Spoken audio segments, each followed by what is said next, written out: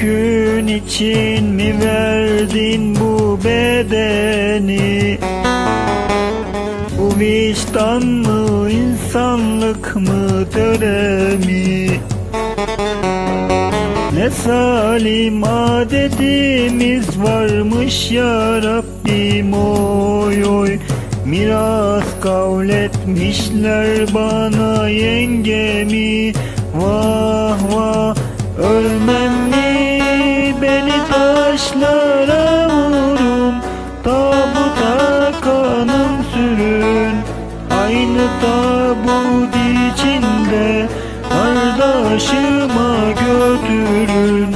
Aynı tabut içinde kardeşime götürün, vah vah.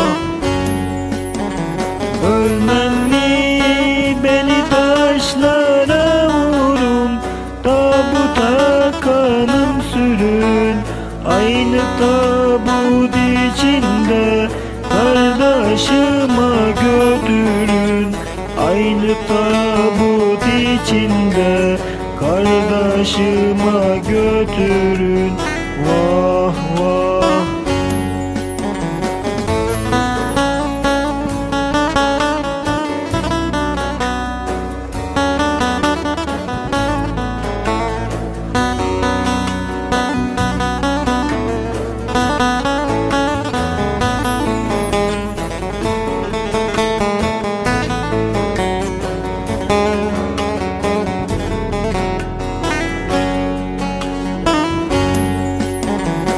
Cemaat eşim dostum gitmesin.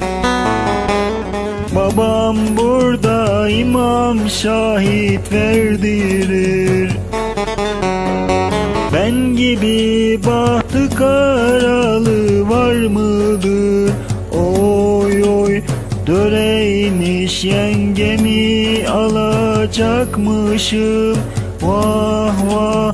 Ölmem mi, beni taşlara vurun, tabuta kanım sürün.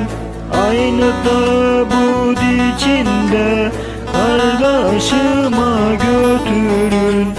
Aynı tabut içinde kardeşime götürün, vah vah.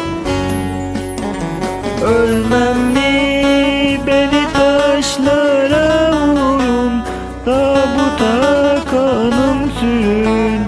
Aynı tabut içinde kardeşime götürün. Aynı tabut içinde kardeşime götürün, vah vah.